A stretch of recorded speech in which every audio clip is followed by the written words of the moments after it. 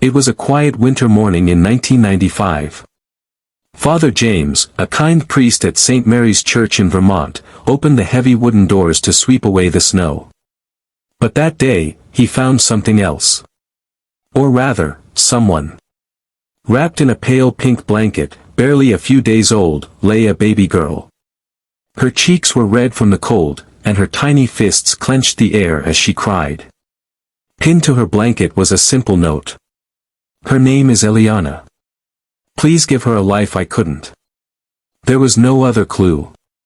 No explanation. Only a tear-shaped locket on a string, old and slightly rusted. Father James took her in, cradled her like his own. The police tried searching for her mother, but there were no leads. No cameras. No witnesses. And so Eliana became the miracle of St. Mary's, a child raised by the community. Eliana was placed into foster care but stayed close to the church, where Father James visited her often.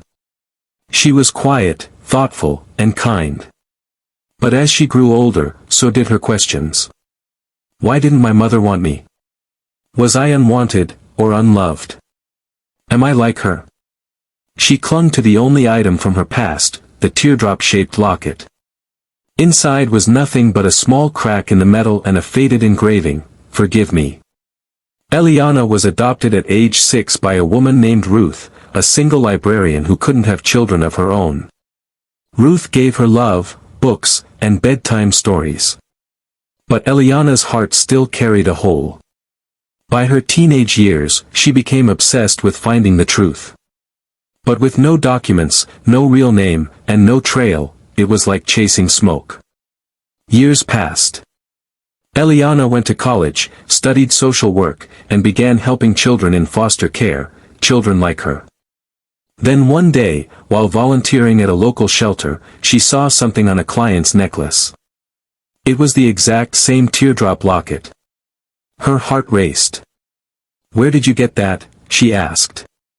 The woman, a recovering addict named Marie, said, "They used to give these out at Rose Haven, the women's shelter in Boston. Back in the 90s. Each one was handmade by a nun who believed every woman could heal." Eliana had never heard of Rose Haven. That night, she searched the shelter's archives, digging through old records and photos. In a 1995 intake file, she found it. A young woman, barely 19, admitted under the name Grace W. She had been pregnant. She had disappeared a few days later, the same day Eliana was found. Eliana tracked down old staff members, visited the now-closed shelter building, and finally found a former nun who remembered Grace. She was scared, Sister Agnes whispered. She came in crying, holding her belly, saying she made a mistake. She said she couldn't keep the baby because she feared him. Him who? Eliana asked. But the nun shook her head. She never told us. But her arms were bruised. She had run away from someone dangerous. The last anyone saw of Grace was a cab she took to a town called Ashbury. Eliana went there. The town was small, sleepy. A diner, a gas station, a florist. She showed Grace's picture to anyone who'd look. Then one woman gasped. "That's Annie." Annie was the name Grace had taken after disappearing. She had married a local mechanic, had another daughter, and worked at a thrift store. But she died of cancer 2 years earlier. Eliana stood frozen, staring at the old photo of a smiling woman holding a little girl. Her mother. Her sister. A woman at the thrift store handed her a box. "She left this with your name on it, just in case you ever came." Inside were letters. Dozens of them. One for every birthday Eliana had missed. Each letter began the same. "My dearest Eliana. If you're reading this, then you found me. I prayed every day that you would." In the letters, Grace explained everything. She had run from an abusive boyfriend. She feared he'd hurt Eliana if he found them. She had no job, no family support, nowhere to go. So she left Eliana at a place she trusted, the church. She watched from a distance for years, afraid to interfere. She tried to return once but saw Eliana holding hands with Ruth and couldn't bring herself to shatter that life. In her final letter, Grace wrote, "You were never unwanted.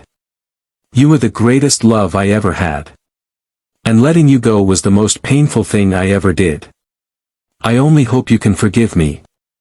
And know, you were always my miracle." Eliana reached out to Grace's second daughter, her half-sister, Lily. Lily had no idea about Eliana, and the meeting was emotional. The two women embraced like they'd known each other forever. Through tears, Lily said, she talked about a missing piece of her soul.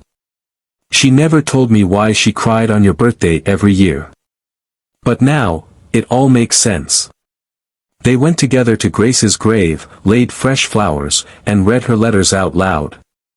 Eliana placed the tear-shaped locket on the headstone. "She gave me life, twice," she whispered. If this story touched your heart, don't forget to like, comment, and subscribe.